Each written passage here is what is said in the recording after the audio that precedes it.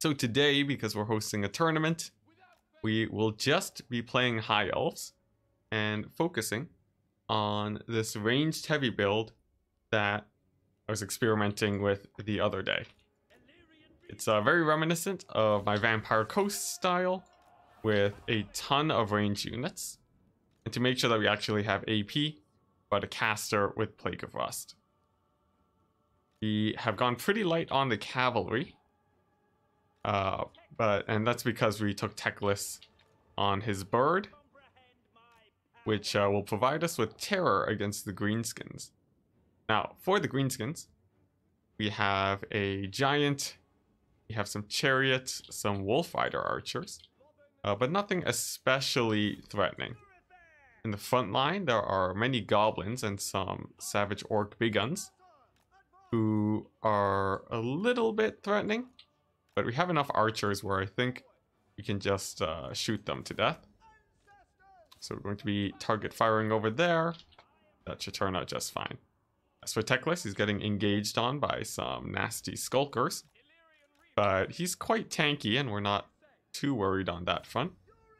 We're more worried that these goblins are getting pretty close to my backline, so we're going to have to start bringing in Techless to begin dealing with them. Also going to throw down a fiery convocation, take out those goblins, and we're also going to start focus firing this giant. He has very little armor, so we're expecting him to go down relatively quickly.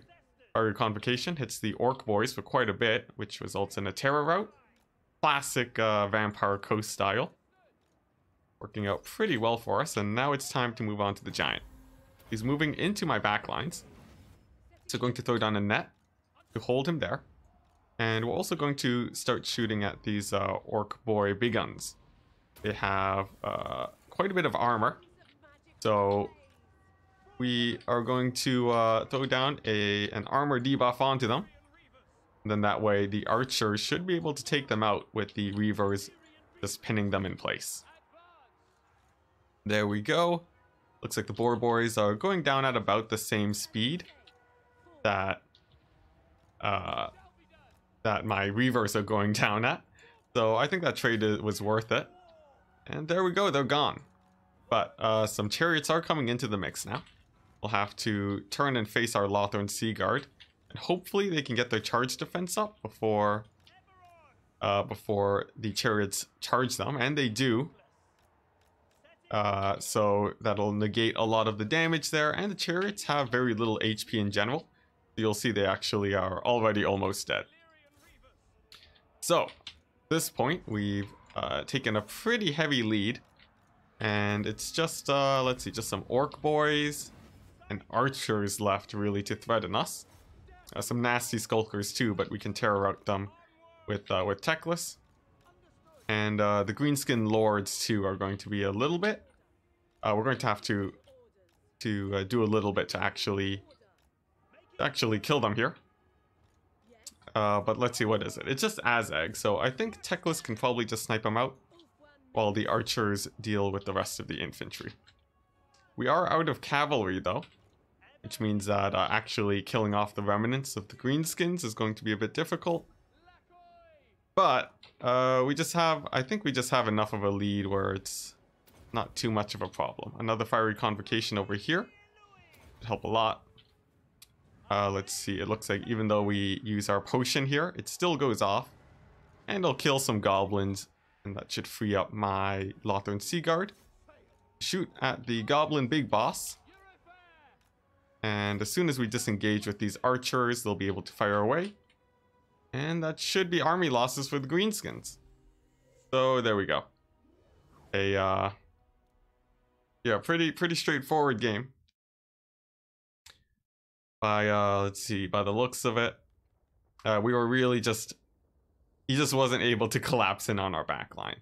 But there was definitely the sense that our front line was a little bit overwhelmed. And had he pulled his units to the side more, we might have run into some problems. So maybe instead of Techless in the future, I might go for more cavalry. Deal with goblins. Something like that feels like what I might change.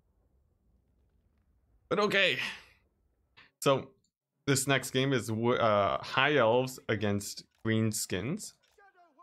And we've taken a whole bunch of Shadow Warriors and Shadow Walkers. These guys are specific to Elithanar's faction, and that's why we have these very fancy black and gold banners. We've also taken a Life Mage to keep our Dragon Princes alive. And we have a Chariot for any infantry. We'll be using them for chaff, but they also do pretty well against Black Orcs. Yes, Elithanar has one of the best color schemes for sure. Our Lord also, by the way, is Elithanar himself, which gives us more options to kite, or he can help with the kite since he has an insane amount of range. He's basically artillery, and a lot of missile damage. We'll be using him to snipe out lords and the like, any large targets. And if there's a bunch of elite infantry, he'll probably do well there too. Our goal is to pressure with the cavalry and the chariots to bring up the cavalry of the greenskins so that we can shoot at them with our skirmishers. Let's see where to get ready since I think our opponent has had enough time to set up. After that, we'll be getting into the game. Let's see. Oh, okay. Said someone at the door.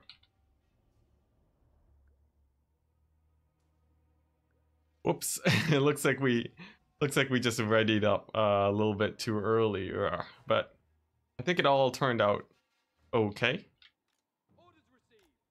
And then we'll be good to go. All right, nice. So, yeah, someone asking, why did you choose a Life Mage instead of a light one? It could help you catch skirmish cavalry. It's because in these very long, drawn-out games, we want to be healing these elite troops over here. Cycle charging is just as important as sniping out different targets. So yeah, that's going to be the goal. Now, getting into the game, we have some skirmishers here. And they're charging into my Shadow Warriors. They're putting in a decent amount of damage, but it's not the best situation because now they're going to get be getting charged by my they're going to be getting charged by my cavalry, which I've been microing not incredibly well, but decently enough. And a lot of spells are coming in too. Greenskin skirmishers are moving quite threatening, getting in a lot of engagements at the start, but they haven't killed a whole ton of my Shadow Warriors or Walkers at the moment. So they can just disengage. We'll move in a spear unit to catch out more of these skirmishers, and we're going to start shooting at stuff like this giant. Meanwhile, our chariot will be dealing with night goblins, and our cavalry needs to be getting in place to support our army. They need to be pushing back the infantry where they can. And if they can do that, then I think we'll be good. More shots are going to be going in on the giants. And that's just because they're relatively easy targets to take out. And if they're down, then my dragon princes will have much fewer threats to deal with. So there we go, we've routed off the left flank, which means that we can pull in our spears to hold the area here, to hold our right flank as we disengage with our cavalry. And now at this point, I think it's just trying to focus these heroes that are coming in and blocking my retreat. This giant too is very out of position, which helps us out a bit. But we're still not in the best of situations. This Night Goblin Shaman, though, should be able to get sniped out. We hit him for a ton of damage, which gets him nearly routed, but not quite. We're going to have to continue retreating. And we're trying to get in as much damage as we can before we hit the edge of the map. Once again, using our cavalry to shut down all of the infantry will help out a ton. And you can see it slows them down since they're getting in combat. And And yeah, that'll buy us a lot of time for archers. Another volley will come in on this goblin big boss now. Does a decent amount of damage, but more importantly, it routs him. Which means that our archers are now pretty freed up. Main downside, though, is that our front line has been very much battered down. And without much of our front line, I'm not sure how well it will do here. See some fanatics come in too, and they do some damage to the dragon princes, but thankfully most of them miss, and we're going to be disengaging from these savage orc big guns now. You can pin down my cavalry, do a lot of damage, so we'd rather avoid that if we can. It looks like they're having a bit of a hard time getting pretty stuck up in there. So let's throw down a heal to try and pick them up. We'll use the chariots to run over these savage orcs. And if they can hold, then I think we're good, but it looks like we're going to lose these dragon princes. More fanatics come in too. And even though the balance of power says it's in our favor, things are getting a bit dicey here. Our chariot will still be extremely useful though. And if we can take out this giant, it means that there will be very few threats for our chariots. We just have to make sure that they continue moving as much as they can. So giant getting decently low now. Dragon princes coming back. We'll be using them to just pick off stragglers. Since the dragon princes are at such low HP, they can't really do much else. And with the giant dead, that helps us out a bit. The next goal now is going to be dealing with the Greenskin Lord Azag here. He is on foot, which makes him harder to snipe. But he does have slow movement, so it doesn't help him that much. He gets a huge volley from my archers, and a second volley should be able to kill him, and it does.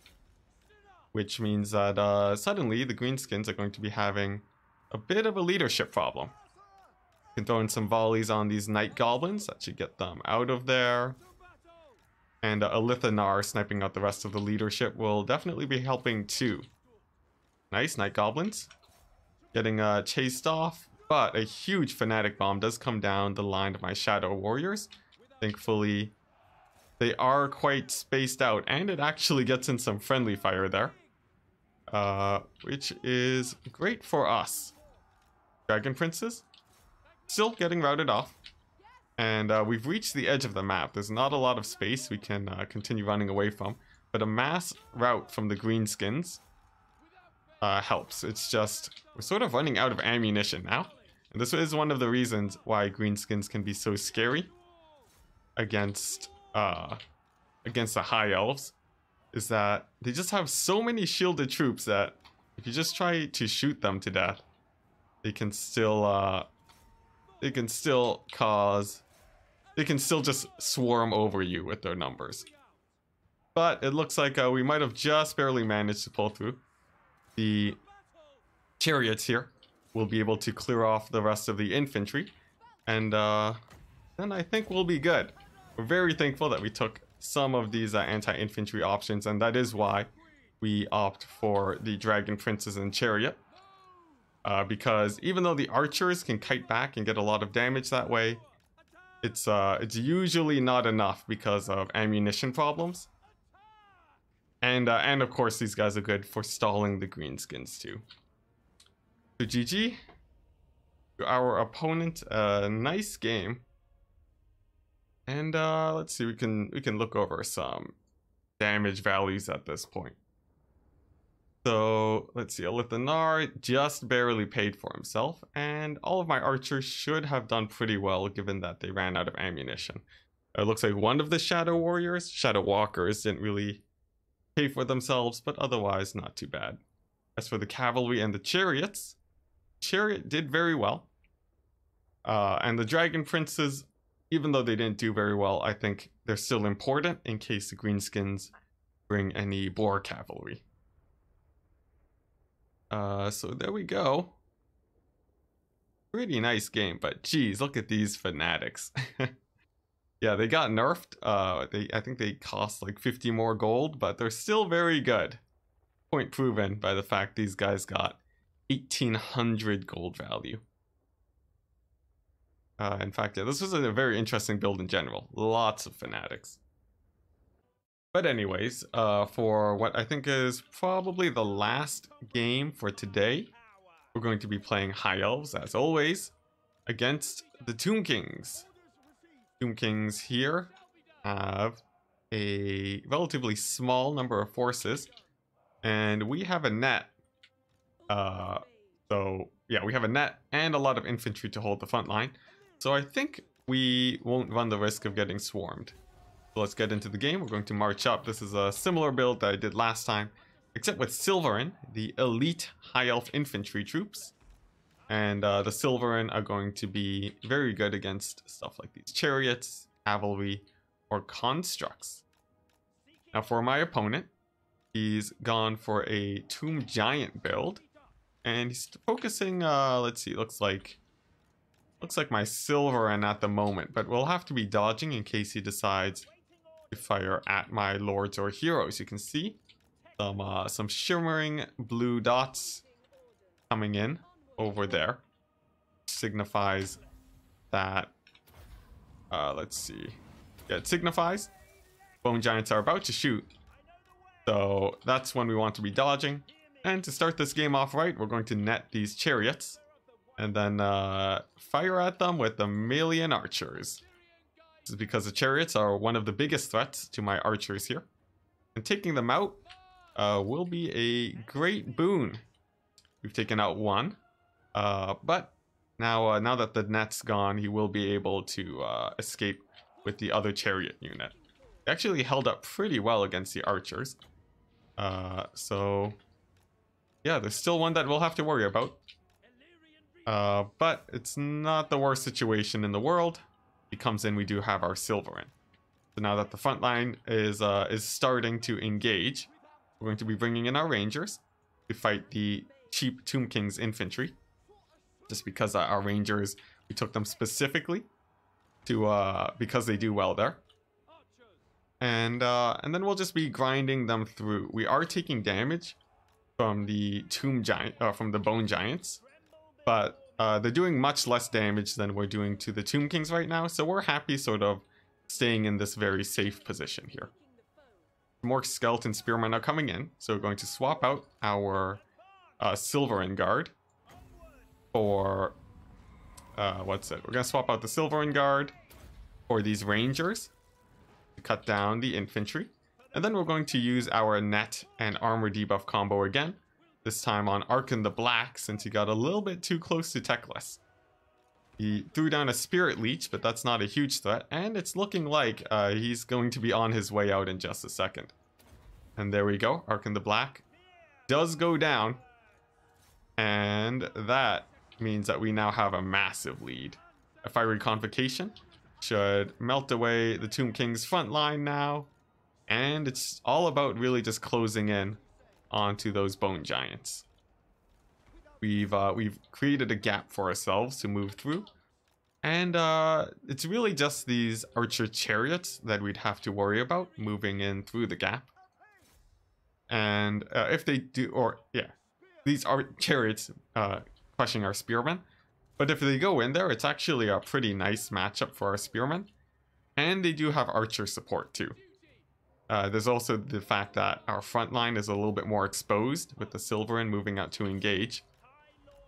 But we have cavalry at the ready, we have spearmen at the ready, and we can even throw down another net if we feel like it. So there we go. Risk assessment complete. Now it's just pinning down these Bone Giants. We've pinned down one, and we're going to bounce our spearmen onto this one to see if we can shut down two of them at the same time. We also want to split up our lords because the Bone Giants can hit both of them, as we just saw.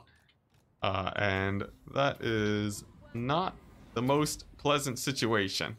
Yeah, we actually took a lot of damage on our heroes. And that is why a lot of people run Bone Giants, just because of their very strong sniping ability.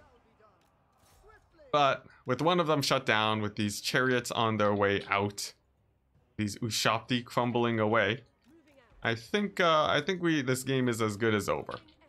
Giants are now have now hit army losses and they're going down, and that's gonna be game. So pretty straightforward game. We just really relied on our nets and our armor debuff plays to snipe out key targets. And then yeah, things just went well from there. Our opponent didn't have too many options to dive into our backline because of you know, just the terrain, our cavalry, and our spear front line. So they were really going to have a hard time from the start, given the build that they had selected. Of course, they had some cavalry units, but it would have been rough even if you went all in to dive into the backline. Game also shows why it's important, why artillery can be a bit risky. Even though the Bone Giants were able to get value the whole game, they artillery pieces generally get value very slowly. So the Bone Giants only got 1,100 gold. Meanwhile, my archers, after getting in meanwhile, for my archers, they were able to fire for a much shorter amount of time, but they got a lot more damage value. So that's sort of the trade-off that happens when you choose between artillery and medium range projectile units. So there we go. Nice, pretty good game actually. Wow, my rangers did a lot worse than I expected, but anyways, that's about it. We're going to be moving on to the tournament now. So very excited for that. As for everyone on YouTube, thank you very much for watching, and that'll be it for today.